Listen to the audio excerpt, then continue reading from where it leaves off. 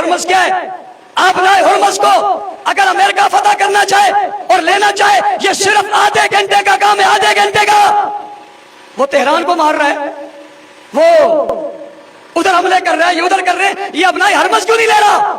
یہ پوری ایک پلاننگ ہے، یہ پوری ایک منصوبہ بندی ہے، یہ پوری ایک سازش ہے، یہ اسلامی ممالک کو نیست و نابود کرنے کا طریقہ واردات ہے جس میں یہ سارے کردار ملوث ہیں۔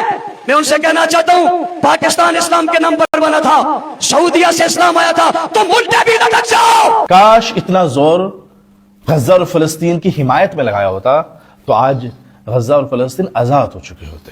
آج پوری دنیا مان چکی ہے کہ امریکہ سپر پاور نہیں ہے، لیکن پاکستان کے کچھ ناسور ملا آج بھی امریکہ کو سپر پاور مانتے ہیں، اور بلکہ زور زبردستی لوگوں سے منوانا چاہتے ہیں کہ اگر امریکہ چاہے تو آدھے گھنٹے میں آبنائے ہرمز آزاد ہو سکتا ہے۔ شرم نہیں آتی؟ اور یہ تسلسل جو ہے ہم جانتے ہیں، تمہاری رگوں میں اسی یزید کا خون بہتا ہے کہ جس نے محمد والے محمد کو کربلا کے میدان میں شہید کیا تھا، اور آپ کے بابا جی نے بھی جو ہے آپ سے پہلے کہا تھا کہ اگر اسرائیل حملہ کرے ایران پر تو میری قبر پر پیشاب کر دینا۔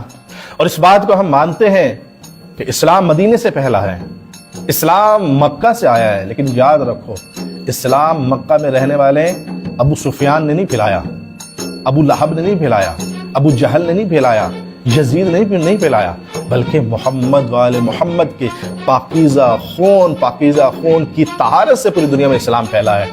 اسلام کو محمد والے محمد نے پوری دنیا میں پھیلایا ہے، نہ کہ آل سعود نے پوری دنیا میں پھیلایا ہے۔